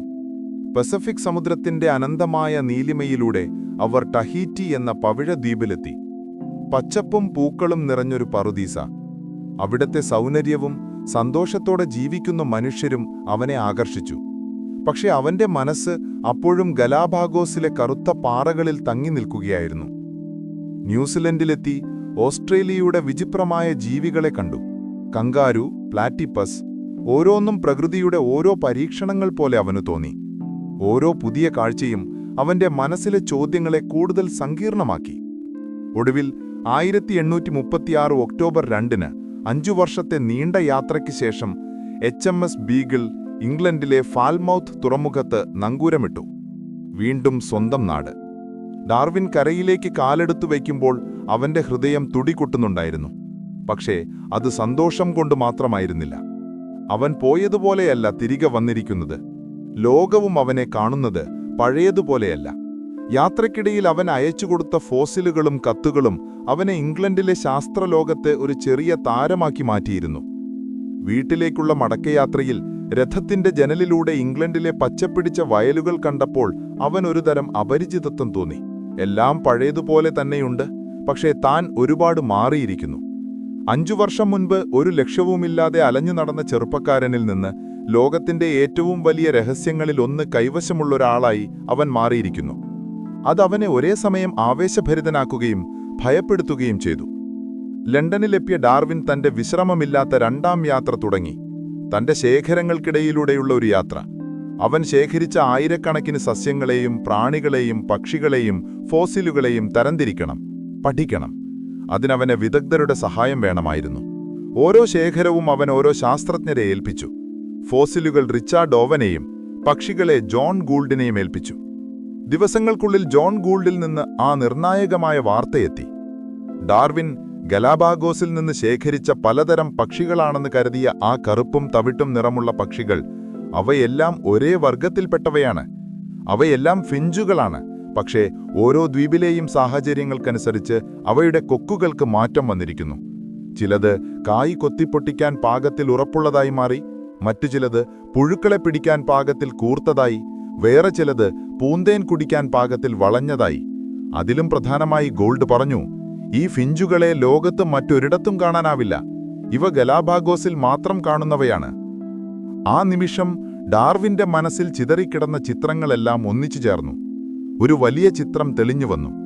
ഗലാപാഗോസ് ഗവർണറുടെ വാക്കുകൾ അവന്റെ കാതിൽ മുഴങ്ങി. ഓരോ ദ്വീപിലെയും ആമകൾക്ക് ഓരോ തരം പുറന്തോടാണ്. റിച്ചാർഡ് ഓവൻ അറിയിച്ചു, പെറ്റഗോണിയയിൽ നിന്ന് കിട്ടിയ ഭീമാകാരമായ ഫോസിലുകൾക്ക് അവിടെ ഇന്ന് ജീവിക്കുന്ന ചെറിയ അർമാഡിലോകളുമായും സ്ലോത്തുകളുമായും അടുത്ത ബന്ധമുണ്ടെന്ന്. എല്ലാം വ്യക്തമാവുകയായിരുന്നു. ജീവികൾ മാറുന്നുണ്ട്. ഒരു പൊതുപൂർവികനിൽ നിന്ന് കാലക്രമേണ പലതായി പിരിഞ്ഞ് പുതിയ ജീവിവർഗങ്ങളുണ്ടാകുന്നു. ഇതിനെ വംശപാരമ്പര്യത്തോടുകൂടിയ പരിഷ്കരണം എന്നവൻ മനസ്സിൽ കുറിച്ചു. തന്റെ സിദ്ധാന്തത്തിന്റെ ആദ്യത്തെ രൂപം. അതൊരു അപകടകരമായ അറിവാണെന്നവൻ അറിയാമായിരുന്നു. ദൈവം ഓരോ ജീവിയെയും പ്രത്യേകം സൃഷ്ടിച്ചുവെന്ന് വിശ്വസിക്കുന്ന ഒരു സമൂഹത്തിൽ ജീവികൾ തനിയെ മാറുന്നു, പുതിയവ ഉണ്ടാകുന്നു എന്ന് പറയുന്നത് ഒരുതരം ദൈവനിന്ദയാണ്. അവൻ ഭയന്നു. ആരെങ്കിലും തന്റെ ചിന്തകൾ വായിക്കുമോ എന്ന് ഭയന്ന് അവൻ രഹസ്യമായി എഴുതാൻ തുടങ്ങി. ആരും കാണാതെ ട്രാൻസ്മ്യൂട്ടേഷൻ നോട്ട്ബുക്കുകൾ എന്ന പേരിൽ അവൻ തന്റെ ആശയങ്ങൾ കുറിച്ചുവെച്ചു. ഒരു കൊലപാതകമേറ്റു പറയുന്നത് പോലെയാണ് എനിക്കിത് തോന്നുന്നത് എന്ന് വർഷങ്ങൾക്ക് ശേഷം അവൻ അതിനെക്കുറിച്ചെഴുതി. അവന്റെ മുന്നിൽ പക്ഷേ ഒരു വലിയ ചോദ്യം ബാക്കിയുണ്ടായിരുന്നു. ഈ മാറ്റം എങ്ങനെയാണ് സംഭവിക്കുന്നത്? എന്താണ് അതിന്റെ പിന്നിലെ ശക്തി? ചില ജീവികൾ നിലനിൽക്കുകയും മറ്റു ചിലത് നശിച്ചുപോവുകയും ചെയ്യുന്നത് എന്തുകൊണ്ടാണ്? ഒരു പൂന്തോട്ടക്കാരൻ തനിക്കിഷ്ടമുള്ള ചെടികൾ തെരഞ്ഞെടുത്ത് വളർത്തുന്നതുപോലെ പ്രകൃതിയിലും അങ്ങനെ ഒരു തിരഞ്ഞെടുപ്പ് നടക്കുന്നുണ്ടോ? പക്ഷേ ആ തിരഞ്ഞെടുപ്പ് നടത്തുന്നതാരാണ്? ആ ചോദ്യത്തിനുള്ള ഉത്തരം അവനെ തേടിയെത്തിയത് യാദൃശ്ചികമായിട്ടാണ്. 1838 ഒരു വൈകുന്നേരം വെറുതെ സമയം കളയാനായി അവൻ തോമസ് മാൽഥൂസ് എന്നൊരു സാമ്പത്തിക ശാസ്ത്രജ്ഞന്റെ പുസ്തകം വായിക്കുകയായിരുന്നു. ജനസംഖ്യാ തത്വത്തെക്കുറിച്ചൊരു ഉപന്യാസം, an essay on the principle of population. Malthus പറഞ്ഞത് ലളിതമായൊരു കാര്യമാണ്. മനുഷ്യരുടെ എണ്ണം ഭക്ഷണം ഉൽപ്പാദിപ്പിക്കുന്നതിനേക്കാൾ വേഗത്തിൽ വർദ്ധിക്കുന്നു. ഇത് ദാരിദ്ര്യത്തിനും രോഗങ്ങൾക്കും യുദ്ധങ്ങൾക്കും കാരണമാകുന്നു. ഫലത്തിൽ ഒരു നിലനിൽപ്പിനായുള്ള പോരാട്ടം എപ്പോഴും നടക്കുന്നു. ആ വാക്കുകൾ ഡാർവിന്റെ മനസ്സിൽ ഒരു വെളിപാട് പോലെയാണ് വന്നത്. മനുഷ്യരുടെ കാര്യത്തിൽ ഇത് ശരിയാണെങ്കിൽ പ്രകൃതിയിലെ എല്ലാ ജീവജാലങ്ങളുടെ കാര്യത്തിലും ഇതെത്രയോ ശരിയായിരിക്കും. ഓരോ ജീവിയും അതിന്റെ കഴിവിന്റെ പരമാവധി കുഞ്ഞുങ്ങളെ ഉൽപ്പാദിപ്പിക്കുന്നു. പക്ഷേ അവയിൽ വളരെ കുറച്ചുപേർക്കേ പൂർണ്ണ വളർച്ചയെത്തി അടുത്ത തലമുറയെ സൃഷ്ടിക്കാൻ കഴിയുന്നുള്ളൂ. ബാക്കിയുള്ളവ ഭക്ഷണക്കുറവുകൊണ്ടോ രോഗങ്ങൾ കൊണ്ടോ മറ്റു മൃഗങ്ങൾക്കിരയായോ നശിച്ചുപോകുന്നു. അപ്പോൾ ആരാണ് അതിജീവിക്കുന്നത്? ഇവിടെയാണ് അവന്റെ ചിന്തയുടെ കാതൽ. ഒരു ജീവിവർഗത്തിലെ എല്ലാ അംഗങ്ങളും ഒരേപോലെയല്ല. അവയ്ക്കിടയിൽ ചെറിയ ചെറിയ വ്യത്യാസങ്ങളുണ്ടാകും. ഈ നിലനിൽപ്പിനായുള്ള പോരാട്ടത്തിൽ അതിജീവിക്കാൻ ചെറിയൊരു മുൻതൂക്കം നൽകുന്ന ഏതെങ്കിലും ഒരു പ്രത്യേകതയുള്ള ജീവിക്ക് മറ്റുള്ളവയേക്കാൾ കൂടുതൽ കാലം ജീവിക്കാനും കൂടുതൽ കുഞ്ഞുങ്ങളെ ഉൽപ്പാദിപ്പിക്കാനും സാധ്യതയുണ്ട്. ആ പ്രത്യേകത അതിൻ്റെ കുഞ്ഞുങ്ങളിലേക്ക് കൈമാറ്റം ചെയ്യപ്പെടുന്നു. തലമുറകൾ കഴിയുമ്പോൾ ഈ പ്രയോജനകരമായ മാറ്റം ആ ജീവിവർഗത്തിൽ മുഴുവൻ വ്യാപിക്കുന്നു. ആയിരക്കണക്കിനും ലക്ഷക്കണക്കിനും വർഷങ്ങൾ കൊണ്ട് ഇങ്ങനെ ചെറിയ ചെറിയ മാറ്റങ്ങൾ അടിഞ്ഞുകൂടി ഒരു പുതിയ ജീവിവർഗം തന്നെ രൂപപ്പെടുന്നു. അവനതിനൊരു പേരിട്ടു: പ്രകൃതി നിർദ്ധാരണം, നാച്ചുറൽ സെലക്ഷൻ. കൃത്രിമമായ തിരഞ്ഞെടുപ്പ് നടത്തുന്ന പൂന്തോട്ടക്കാരനല്ല, മറിച്ച് പ്രകൃതി തന്നെയാണ് ഇവിടെ തിരഞ്ഞെടുപ്പ് നടത്തുന്നത്. ഏറ്റവും കരുത്തനുള്ളവനല്ല, മറിച്ച് സാഹചര്യങ്ങളോട് ഏറ്റവും നന്നായി ഇണങ്ങിച്ചേരുന്നവനാണ് അതിജീവിക്കുന്നത്. അവന്റെ സിദ്ധാന്തം പൂർണ്ണമായി. ഗലാപ്പാഗോസിൽ നിന്ന് തുടങ്ങിയ ചിന്തകൾക്ക് അവനൊരു പൂർണ്ണ രൂപം നൽകി. പക്ഷേ ആ അറിവ് അവൻ ലോകത്തോട് പറഞ്ഞില്ല. ആ രഹസ്യം അവൻ തന്റെ നെഞ്ചിനുള്ളിൽ തന്നെ സൂക്ഷിച്ചു. എന്തുകൊണ്ടായിരിക്കാം അവൻ ഭയന്നത്? ഒരുപക്ഷേ ശാസ്ത്രലോകം തന്നെ ഒറ്റപ്പെടുത്തുമോ എന്ന ഭയം, അല്ലെങ്കിൽ തന്റെ സിദ്ധാന്തം മതവിശ്വാസങ്ങളെ തകർക്കുമ്പോഴുണ്ടാകുന്ന സാമൂഹിക പ്രത്യാഘാതങ്ങളെക്കുറിച്ചുള്ള ഭയം. ഒരുപക്ഷേ തന്റെ പ്രിയപ്പെട്ട ഭാര്യ എമ്മ അഗാധമായ ദൈവവിശ്വാസിയായിരുന്നു. അവളുടെ വേദന കാണാനുള്ള ഭയം, അല്ലെങ്കിൽ തികഞ്ഞ ഒരു ശാസ്ത്രജ്ഞന്റെ പെർഫെക്ഷനിസം. തന്റെ വാദങ്ങളെല്ലാം ശരിയാണെന്ന് ഉറപ്പിക്കാൻ എതിർക്കാൻ കഴിയാത്തത്ര തെളിവുകൾ ശേഖരിക്കണം എന്ന നിർബന്ധം. അവൻ ലണ്ടനിലെ തിരക്കുകളിൽ നിന്ന് മാറി ഡൗൺ എന്ന ഗ്രാമത്തിൽ ഒരു വലിയ വീട് വാങ്ങി അങ്ങോട്ട് താമസം മാറി. അവിടെ ആ ശാന്തമായ ഗ്രാമത്തിൽ ഒരു സാധാരണക്കാരനായി, ഒരു കുടുംബസ്ഥനായി അവൻ ജീവിച്ചു. പക്ഷേ അവന്റെ പഠനമുറിയിൽ ലോകം കണ്ട ഏറ്റവും വലിയ ശാസ്ത്രവിപ്ലവങ്ങളിലൊന്ന് രഹസ്യമായി വളരുകയായിരുന്നു. അടുത്ത 20 വർഷക്കാലം അവൻ ആ മുറിയിലിരുന്ന് തെളിവുകൾ ശേഖരിച്ചു. പ്രാവിൻകൂടുകൾ നിരീക്ഷിച്ച് അവയെ ഇണചേർത്ത് പുതിയ ഇനങ്ങളെ ഉണ്ടാക്കി. കടലിന്റെ അടിത്തട്ടിൽ പറ്റി ജീവിക്കുന്ന ബാർനക്കിളുകളെക്കുറിച്ച് 8 വർഷം പഠിച്ചു. മണ്ണിരകളെക്കുറിച്ചും ഓർക്കിഡുകളെക്കുറിച്ചും പഠിച്ചു. ഓരോ പഠനവും അവന്റെ സിദ്ധാന്തത്തിന് കൂടുതൽ കരുത്തു പകർന്നു. പുറം ലോകം അവനെ കണ്ടത് ബീഗിൾ യാത്രയിലൂടെ പ്രശസ്തനായ പ്രാണികളെയും പക്ഷികളെയും കുറിച്ച് പുസ്തകങ്ങൾ എഴുതുന്ന ഒരു സാധാരണ ശാസ്ത്രജ്ഞനായിട്ടാണ്. പക്ഷേ ആ ശാന്തനായ മനുഷ്യൻ ഒരു അഗ്നിപർവ്വതം പോലെ തന്റെ ഉള്ളിൽ ഒരു വലിയ രഹസ്യം അടക്കി പിടിക്കുകയായിരുന്നു എന്ന് ആരും അറിഞ്ഞില്ല. അത് പൊട്ടിത്തെറിക്കാൻ ഒരു നിമിത്തം കാത്തിരിക്കുകയായിരുന്നു കാലം. 20 വർഷത്തെ ആ നീണ്ട നിശബ്ദത ഒരു വലിയ കൊടുങ്കാറ്റിന് മുൻപുള്ള ശാന്തതയായിരുന്നു. വർഷങ്ങൾ കടന്നുപോയി. 20 വർഷങ്ങൾ. ഡാർവിൻ എന്ന പേര് ഇംഗ്ലണ്ടിലെ ശാസ്ത്രലോകത്ത് എല്ലാവർക്കും പരിചിതമായി.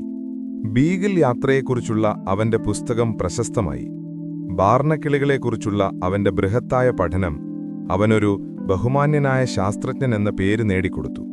അവൻ ഡൗൺ ഹൗസിലെ തന്റെ വലിയ വീട്ടിൽ ഭാര്യയും മക്കളുമൊത്ത് ഒരു ശാന്ത ജീവിതം നയിച്ചു. ദിവസവും രാവിലെ എഴുന്നേൽക്കുന്നു, പൂന്തോട്ടത്തിലൂടെ നടക്കുന്നു, തന്റെ പഠനമുറിയിൽ മണിക്കൂറുകളോളം ചിലവഴിക്കുന്നു, വൈകുന്നേരം കുടുംബത്തോടൊപ്പം കഴിയുന്നു. പുറത്തുനിന്ന് നോക്കുന്ന ഒരാൾക്ക് അതൊരു തികഞ്ഞ ഇംഗ്ലീഷ് മാന്യന്റെ ജീവിതമായിരുന്നു. പക്ഷേ ആ ശാന്തത ഒരു മുഖമൂടി മാത്രമായിരുന്നു. അവന്റെ ഉള്ളിൽ ഒരു അഗ്നിപർവ്വതം പുകഞ്ഞുകൊണ്ടിരുന്നു. ഓരോ ദിവസവും അവൻ തന്റെ വലിയ പുസ്തകത്തിന്റെ ഓരോ താളുകൾ എഴുതി ചേർത്തുകൊണ്ടിരുന്നു. പരിണാമ സിദ്ധാന്തത്തെക്കുറിച്ചുള്ള ലോകം കണ്ട ഏറ്റവും വലിയ പുസ്തകം. അതിനുവേണ്ടിയുള്ള തെളിവുകൾ അവൻ കുന്നുകൂട്ടിക്കൊണ്ടിരുന്നു. പക്ഷേ അത് പ്രസിദ്ധീകരിക്കാൻ അവന് ധൈര്യം വന്നില്ല. അവന്റെ ആരോഗ്യം അനുദിനം മോശമായിക്കൊണ്ടിരുന്നു. നിർത്താത്ത വയറുവേദന, തലകറക്കം, നെഞ്ചിടിപ്പ്. ഡോക്ടർമാർക്ക് അതിന്റെ കാരണം കണ്ടെത്താനായില്ല. ഒരുപക്ഷേ ആ വലിയ രഹസ്യം ഉള്ളിലൊതുക്കിവെക്കുന്നതിന്റെ മാനസിക സമ്മർദ്ദമായിരുന്നിരിക്കാം അവന്റെ ശരീരത്തെ കാർന്നു തിന്നുകൊണ്ടിരുന്നത്. എന്റെ പുസ്തകം പ്രസിദ്ധീകരിക്കുന്ന ദിവസം എന്റെ സുഹൃത്തുക്കളിൽ പലരും എന്നെ വെറുക്കുമെന്ന് ഞാൻ ഭയക്കുന്നു, അവൻ തന്റെ സുഹൃത്തായ ജോസഫ് ഹൂക്കറിനെഴുതി. അവൻ ആ വലിയ രഹസ്യവുമായി തന്റെ ഏകാന്തമായ ലോകത്ത് ജീവിക്കുമ്പോൾ ഭൂമിയുടെ മറ്റേ അറ്റത്ത് മലായ് ദ്വീപ സമൂഹത്തിലെ ഇന്നത്തെ മലേഷ്യയും ഇന്തോനേഷ്യയും അടക്കുന്ന കൊടും വനങ്ങളിൽ മറ്റുള്ള ചെറുപ്പക്കാരൻ അതേ രഹസ്യത്തിനു പിന്നാലെയായിരുന്നു. Alfred Russel Wallace. ഡാർവിനെപ്പോലെ സമ്പന്നമായ ഒരു കുടുംബത്തിൽ നിന്നായിരുന്നില്ല അവൻ വന്നത്. അതിജീവനത്തിനുവേണ്ടി കാടുകളിൽ നിന്ന് പ്രാണികളെയും പക്ഷികളെയും പിടിച്ച് യൂറോപ്പിലെ മ്യൂസിയങ്ങൾക്ക് വിറ്റാണ് അവൻ ജീവിച്ചിരുന്നത്. പക്ഷേ അവന്റെ ഉള്ളിലും ഡാർവിൻ്റേതുപോലെയുള്ള ഒരു കൗതുകം എരിഞ്ഞുകൊണ്ടിരുന്നു. ജീവന്റെ രഹസ്യം കണ്ടെത്താനുള്ള അടങ്ങാത്ത ദാഹം. വർഷങ്ങളായി അവൻ ആ കാടുകളിലൂടെ അലഞ്ഞു നടക്കുകയായിരുന്നു. ഓരോ ദ്വീപിലെയും ജീവികൾക്ക് മറ്റുള്ളവയിൽ നിന്ന് വ്യത്യാസമുണ്ടെന്ന് അവനും ശ്രദ്ധിച്ചു. ബോർണിയോയിലെയും സുലവേസിയിലെയും ജീവികൾക്കിടയിൽ കാണുന്ന ആ വിടവ്, വാലസ് രേഖ എന്ന് പിന്നീട് അറിയപ്പെട്ട ആ അതിർവരമ്പ് അവന്റെ ചിന്തകളെ ഉത്തേജിപ്പിച്ചു. ഒരു ദിവസം ഒരു ദ്വീപിൽ വെച്ച് അവനൊരു കടുത്ത മലേറിയ പനി പിടിച്ചു. ദിവസങ്ങളോളം പനിയുടെ തീയിൽ തണുത്തുവിറച്ച് അവൻ തന്റെ കുടിലിൽ കിടന്നു. പനിയുടെ മയക്കത്തിൽ അവന്റെ ചിന്തകൾ കാടുകയറി. അങ്ങനെ ഒരു വൈകുന്നേരം പനി ചെറുതായി കുറഞ്ഞപ്പോൾ അവൻ വർഷങ്ങൾക്ക് മുൻപ് വായിച്ച തോമസ് മാൽഥുസിന്റെ പുസ്തകത്തെക്കുറിച്ചോർത്തു. ജനസംഖ്യയും അതിജീവനത്തിനായുള്ള പോരാട്ടവും. പെട്ടെന്നൊരു മിന്നൽ പിണറ് പോലെ ആ ആശയം അവന്റെ മനസ്സിലേക്കും വന്നു. ഡാർവിന് വർഷങ്ങളെടുത്ത് ചിന്തിച്ചെത്തിയ അതേ ആശയം പനിയുടെ ആലസ്യത്തിൽ വാലസിന്റെ മനസ്സിൽ തെളിഞ്ഞുവന്നു. അതിജീവിക്കാൻ കൂടുതൽ സാധ്യത നൽകുന്ന ചെറിയ മാറ്റങ്ങളുള്ള ജീവികൾ നിലനിൽക്കുന്നു, മറ്റുള്ളവ നശിച്ചുപോകുന്നു. ഏറ്റവും യോഗ്യതയുള്ളതിന്റെ അതിജീവനം, സർവൈവൽ ഓഫ് ദ ഫിറ്റസ്റ്റ്, പ്രകൃതി നിർദ്ധാരണം. പനി അവശേഷിച്ച ക്ഷീണം പോലും മറന്ന് അവൻ ആവേശത്തോടെ കട്ടിലിൽ നിന്ന് എഴുന്നേറ്റു. അടുത്ത 2 രാത്രി കൊണ്ട് അവൻ തന്റെ ആശയം ഒരു ചെറിയ ലേഖനമാക്കി എഴുതി. വ്യതിയാനങ്ങൾ അവയുടെ യഥാർത്ഥ രൂപത്തിൽ നിന്നു അനിശ്ചിതകാലത്തേക്ക് വ്യതിചലിക്കാനുള്ള പ്രവണതയെക്കുറിച്ച്. On the tendency of variations to depart indefinitely from the original type. പക്ഷെ ആർക്കാണ് താനിത് അയച്ചു കൊടുക്കുക? ആരാണ് തന്റെ ഈ വിപ്ലവകരമായ ആശയം മനസ്സിലാക്കുക? അവന്റെ മനസ്സിൽ ഒരേ ഒരു പേരു മാത്രമേ വന്നുള്ളൂ. ബീഗിൾ യാത്രയിലൂടെ പ്രശസ്തനായ, പ്രകൃതിശാസ്ത്രത്തിൽ അഗാധമായ പാണ്ഡിത്യമുള്ള ചാൾസ് ഡാർവിൻ.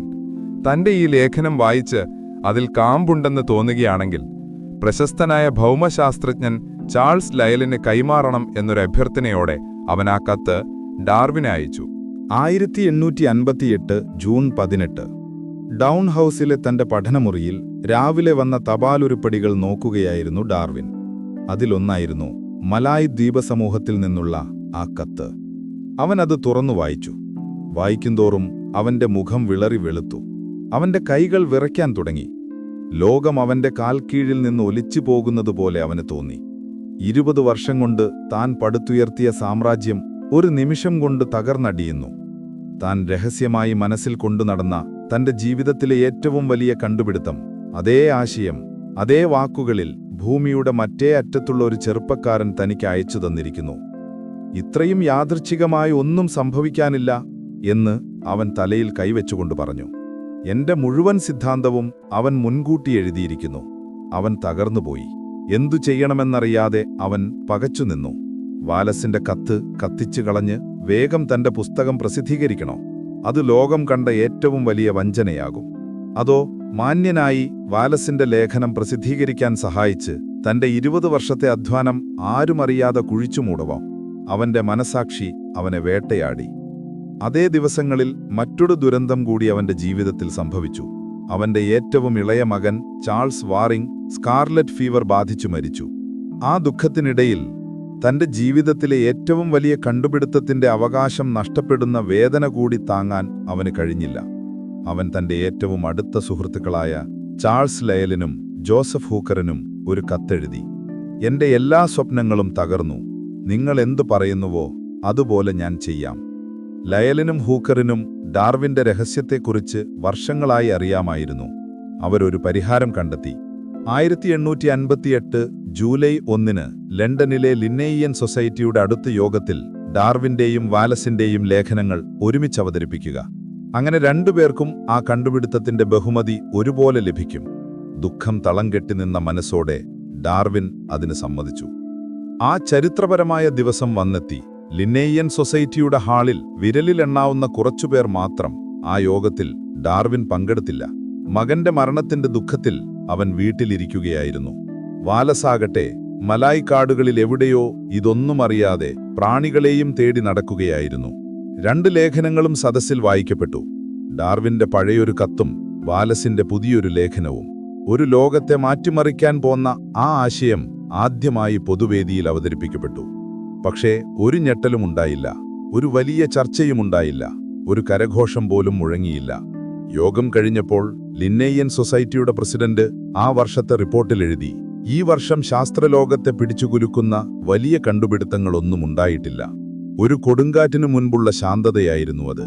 ആ യോഗം വലിയ കോളിളക്കങ്ങൾ സൃഷ്ടിച്ചില്ലെങ്കിലും അത് ഡാർവിനെ ഉണർത്തി. ഇനിയും കാത്തിരിക്കാനാവില്ല. തന്റെ വലിയ പുസ്തകം പൂർത്തിയാക്കാൻ വർഷങ്ങളെടുക്കും. അതിനൊരു സംഗ്രഹം തയ്യാറാക്കി ഉടൻ പ്രസിദ്ധീകരിക്കണം. അടുത്ത 13 മാസക്കാലം അവൻ വിശ്രമമില്ലാതെ എഴുതി. അതൊരു ഭ്രാന്തമായ ആവേശമായിരുന്നു. തന്റെ ജീവിതകാലം മുഴുവൻ സ്വരുകൂട്ടിയ അറിവുകൾ അവൻ ആ പുസ്തകത്തിലേക്ക് പകർത്തി. ഒടുവിൽ 1859 നവംബർ 24 ആ പുസ്തകം പുറത്തിറങ്ങി. പ്രകൃതി നിർദ്ധാരണം വഴിയുള്ള ജീവിവർഗങ്ങളുടെ ഉത്ഭവത്തെക്കുറിച്ച്, on the origin of species by means of natural selection. 20 വർഷം നീണ്ട നിശബ്ദത അവസാനിച്ചിരിക്കുന്നു. ആ ചെറിയ പുസ്തകം ഒരു ടൈം ബോംബ് പോലെയായിരുന്നു. അത് പൊട്ടിത്തെറിക്കാൻ ഇനി നിമിഷങ്ങൾ മാത്രമേ വേണ്ടി വന്നിരുന്നുള്ളൂ.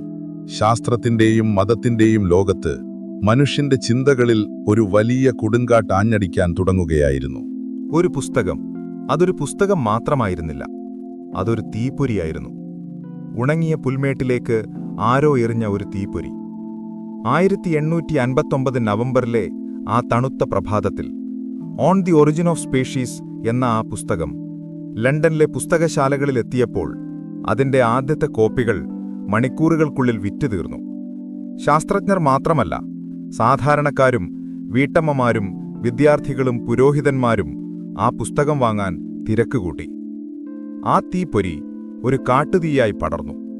ഇംഗ്ലണ്ടിലെ ചായസൽക്കാരങ്ങളിലും ക്ലബ്ബുകളിലും പള്ളിമുറ്റങ്ങളിലും സർവകലാശാലകളിലും അതൊരു പ്രധാന ചർച്ചാവിഷയമായി. ലോകം രണ്ടായി പിളർന്നതുപോലെ തോന്നി. ഒരു വശത്ത് ഡാർവിന്റെ ആശയങ്ങളെ ആവേശത്തോടെ സ്വീകരിച്ചവർ, കൂടുതലും യുവശാസ്ത്രജ്ഞരും സ്വതന്ത്ര ചിന്തകരും. മറുവശത്ത് ഭയത്തോടെയും ദേഷ്യത്തോടെയും അതിനെ എതിർത്തവർ, പള്ളിയുടെ അധികാരികളും സമൂഹത്തിലെ യാഥാസ്ഥിതികരും. പക്ഷേ ഈ കൊടുങ്കാറ്റിന്റെ കേന്ദ്രബിന്ദുവായ ആ മനുഷ്യനോ, ചാൾസ് ഡാർവിൻ, ആ ബഹളങ്ങളിൽ നിന്നെല്ലാം ഒരുപാട് ദൂരെയായിരുന്നു. ഡൗൺ ഹൗസിലെ തന്റെ ശാന്തമായ പഠനമുറിയിൽ രോഗപീഡകളാൽ വലഞ്ഞ് പുറത്തെ ലോകത്ത് തന്റെ പുസ്തകം സൃഷ്ടിച്ച കോലാഹലങ്ങളെക്കുറിച്ചു വരുന്ന പത്രവാർത്തകൾ വായിച്ചും സുഹൃത്തുക്കളുടെ കത്തുകൾക്ക് മറുപടി എഴുതിയും അവൻ കഴിഞ്ഞു. അവനൊരു പോരാളിയായിരുന്നില്ല, ഒരു സംവാദകനുമായിരുന്നില്ല. താൻ കണ്ടെത്തിയ സത്യം ലോകത്തോട് പറയുകയെന്നത് മാത്രമായിരുന്നു അവന്റെ ലക്ഷ്യം.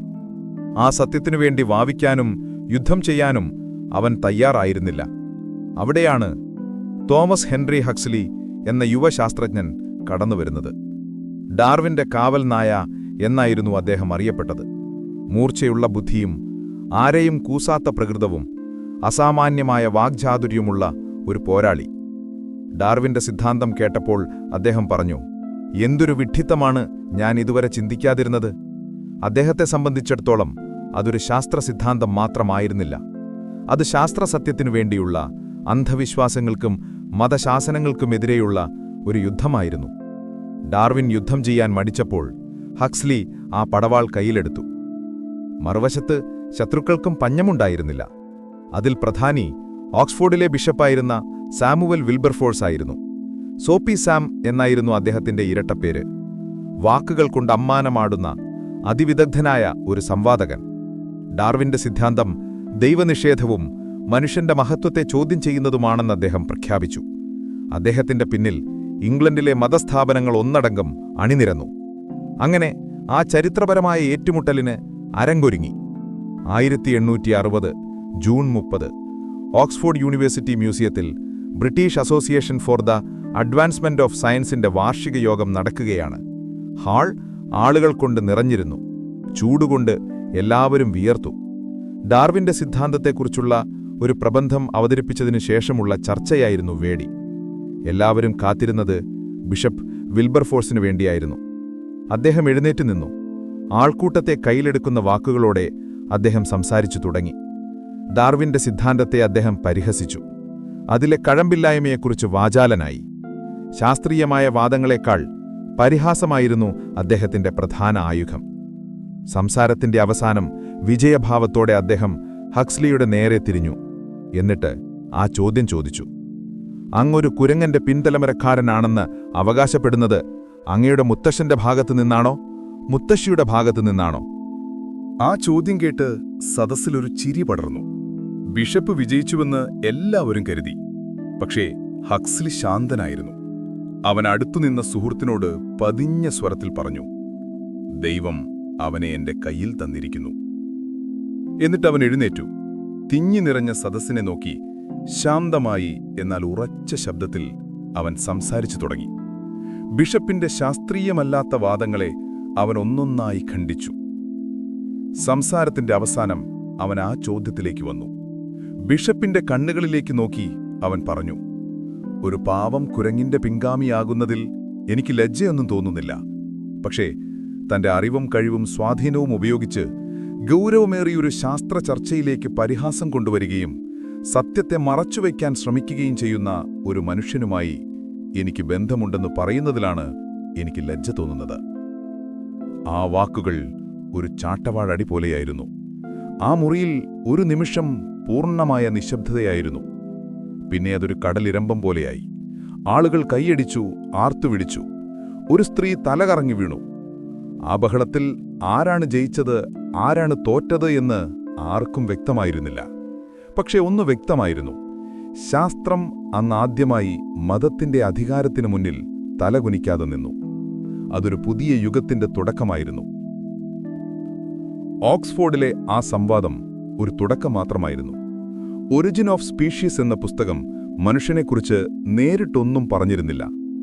അവസാനത്തെ പേജിൽ മനുഷ്യന്റെ ഉത്ഭവത്തെക്കുറിച്ചും അവന്റെ ചരിത്രത്തെക്കുറിച്ചും പുതിയ വെളിച്ചം വീശാൻ ഈ സിദ്ധാന്തത്തിന് കഴിഞ്ഞേക്കാം എന്നൊരു സൂചന മാത്രം നൽകി ഡാർവിൻ ഒഴിഞ്ഞുമാറിയിരുന്നു. പക്ഷെ എല്ലാവർക്കും അറിയാമായിരുന്നു ആ സിദ്ധാന്തം എവിടേക്കാണ് വിരൽ ചൂണ്ടുന്നതെന്ന്. നമ്മൾ കുരങ്ങിൽ നിന്നു വന്നവരാണോ എന്ന ചോദ്യം എല്ലായിടത്തും ഉയർന്നു. കാർട്ടൂണുകളിൽ ഡാർവിന്റെ തല കുരങ്ങിന്റെ ഉടലിൽ വരച്ചുവെച്ചു. അപ്പോഴും ഡാർവിൻ തന്റെ പഠനമുറിയിൽ ശാന്തനായി ജോലി തുടരുകയായിരുന്നു. ഓർക്കിഡുകളെക്കുറിച്ച്, ചെടികളുടെ ചലനങ്ങളെക്കുറിച്ച്, മണ്ണിരകളെക്കുറിച്ച് അവൻ പുസ്തകങ്ങൾ എഴുതി. പുറത്തെ കോലാഹലങ്ങൾ തന്നെ ബാധിക്കുന്നില്ലെന്ന് അവൻ നടിച്ചു. പക്ഷെ അവൻ അറിയാമായിരുന്നു തന്റെ ഏറ്റവും വലിയ ദൗത്യം ഇനിയും പൂർത്തിയായിട്ടില്ലെന്ന്. ആ വലിയ ചോദ്യത്തിന് അവൻ ഉത്തരം നൽകേണ്ടിയിരുന്നു. 12 വർഷങ്ങൾക്ക് ശേഷം 1871 അവൻ ആ ഉത്തരവുമായി ലോകത്തിനു മുമ്പിൽ വന്നു. മനുഷ്യന്റെ പരിണാമം എന്ന പുസ്തകത്തിലൂടെ. അതിലവൻ ധൈര്യപൂർവ്വം പ്രഖ്യാപിച്ചു, മനുഷ്യനും മറ്റു ജീവികളെപ്പോലെ പ്രകൃതി നിയമങ്ങൾക്ക് വിധേയനാണ്. നമ്മുടെ പൂർവികർ കുരങ്ങുകളുമായി അടുത്ത ബന്ധമുള്ളവരായിരുന്നു. ആഫ്രിക്കയിൽ എവിടെയോവാണ് മനുഷ്യന്റെ കളിത്തൊട്ടിൽ. ആ പുസ്തകം ഒറിജിൻ ഓഫ് സ്പീഷീസിനേക്കാൾ വലിയ കോളിളക്കമുണ്ടാക്കി. പക്ഷെ അപ്പോഴേക്കും ലോകം ഒരുപാട് മാറിയിരുന്നു.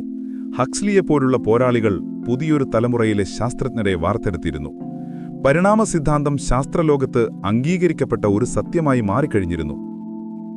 തന്റെ ജീവിതത്തിന്റെ അവസാന കാലങ്ങളിൽ ഡാർവിൻ ലോകം മുഴുവൻ ബഹുമാനിക്കുന്ന ഒരു ശാസ്ത്രജ്ഞനായി മാറി. വെസ്റ്റ്മിനിസ്റ്റർ അബ്ബയിൽ ഐസക് ന്യൂട്ടന്റെ ശവകുടത്തിനെടുത്ത് അദ്ദേഹത്തെ അടക്കം ചെയ്തപ്പോൾ അത് ശാസ്ത്രം മതത്തിനുമേൽ നേടിയ ഒരു വിജയമായി പലരും കണ്ടു. പക്ഷെ ഡാർവിൻ എന്ന ആ ശാന്തനായ മനുഷ്യൻ ഒരു വിജയിയോ പോരാളിയോ ആയിരുന്നില്ല. അവൻ സത്യം തേടിയിറങ്ങിയ ഒരു സഞ്ചാരി മാത്രമായിരുന്നു. ഗലാപ്പാഗോസിലെ കറുത്ത പാറകളിൽ തുടങ്ങിയ യാത്ര ജീവന്റെ അനന്തമായ വഴികളിലൂടെ സഞ്ചരിച്ച് ഒടുവിൽ മനുഷ്യന്റെ തന്നെ ഉത്ഭവരഹസ്യങ്ങളിലാണ് അവനെ എത്തിച്ചത്. അവന്റെ യാത്ര അവസാനിച്ചപ്പോൾ ലോകത്തെക്കുറിച്ചുള്ള നമ്മുടെ കാഴ്ചപ്പാടാണ് എന്നേക്കും മാറിയിരുന്നത്. ഇനി കണ്ണുകളടച്ച് ഉറങ്ങാൻ ശ്രമിക്കൂ. അല്ലെങ്കിൽ ഈ അനന്തമായ പ്രപഞ്ചത്തെക്കുറിച്ച്, കോടാനുകോടി ജീവജാലങ്ങളെക്കുറിച്ച്, നമ്മളെ ഓരോരുത്തരെയും കുറിച്ച് ഒരു നിമിഷം ഓർത്തു നോക്കൂ. ശുഭരാത്രി.